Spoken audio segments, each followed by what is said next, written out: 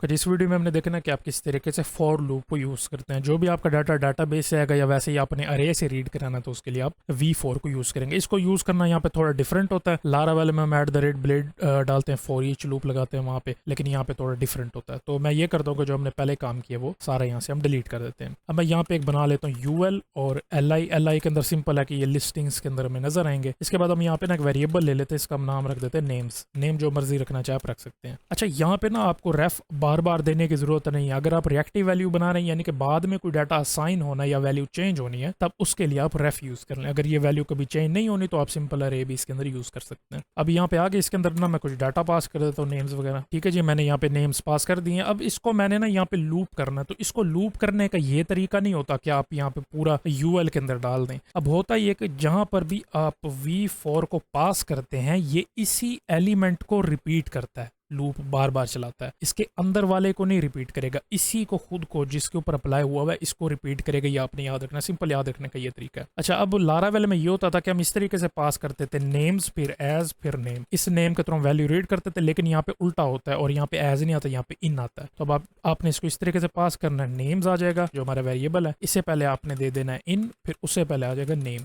Name in names. अच्छा, यहाँ पे इसका नाम आप कुछ भी रखना चाहे रख सकते हैं। मैं यहाँ पे आइटम भी कर सकता हूँ, बेशक ये सिंगल नेम भी कर सकता हूँ। अब आपने जब रीड करना है यहाँ पे LI के अंदर शो कराना है, तो आपने ये पास कर देना डायरेक्ट। अब देख सकते हैं क्योंकि ये ऑब्जेक्ट्स नहीं है तो इस वजह से यहाँ पे ये सिंपल आपने इसी को ही डायरेक्ट पास कर देना। यहाँ पे इसका मतलब है कि ये ईच आइटम जो है वो शो हो जाएगा। यहाँ पे मैं इसको सेव करता हूँ, आके चेक करते हैं, देखें अमर ताहिर अली बाबर यहाँ पे लिखा आ गया। अगर मैं यहाँ पे इंस्पेक्ट करता हूँ इसको तो ये देखें UL LI बार बार जो है वो क्रिएट हो चुके हैं। अगर मैं इसी को ऊपर मूव कर देता हूँ, अक्सर लोग ये गलती करते हैं, वो जाके ना UL के अंदर डाल देंगे, वो समझेगा कि इसके अंदर वाला रिपीट होगा बार बार। ऐसा नहीं होता, ये पूरा एलिमेंट रिपीट हो जाता है। इसको सेव कर देते हैं, सेव करके आके देखते हैं, देखें ये अब UL के अंदर बहुत सारे इसने ऑटोमेटिकली क्रिएट कर दिए हैं। देखें एक UL है, फिर उसके अंदर यहाँ पे डाटा, फिर UL है। क्योंकि हमने LI के अंदर पास करना होता तो लिहाजा आप इसको LI के अंदर ही डायरेक्ट मूव कर देंगे। अब जब बात आएगी कि आपने मिसाल के तौर पर ग्रिड्स बनाने, ग्रिड के अंदर पास करना होगा, तो वो मैं आपको जब वीडियो आएगी वो मैं तब दिखाऊंगा। ठीक है, बाकी कॉन्सेप्ट इसका सेम, आपने डायरेक्ट डिवीजन के अंदर पास कर देना अगर आपको जल्दी है तो इस तरीके से कर सकते हैं आप। अच्छा, एक तो ये तरीका हो गया कि आप डायरेक्ट आइटम पास करते हैं, लेकिन अगर ये ऑब्जेक्ट के तौर पर जैसे हमारा डाटा आया करेगा डाटाबेस से, मिसाल के तौर पर हमारे कॉलम का नेम था, ईमेल था, तो यहाँ पे आपने इस तरीके से देना होता है नेम, फिर अगर दोबारा आया हुआ तो यहाँ पे देंगे ईमेल। इस तरीके से आपने इसको पास करना होगा। ठीक है जी, तो ये तरीका था, इस तरीके से आप लूप्स यूज करते हैं। नेक्स्ट वीडियो में हम देखेंगे कि आप किस तरीके से इफ कंडीशंस को यूज करते हैं।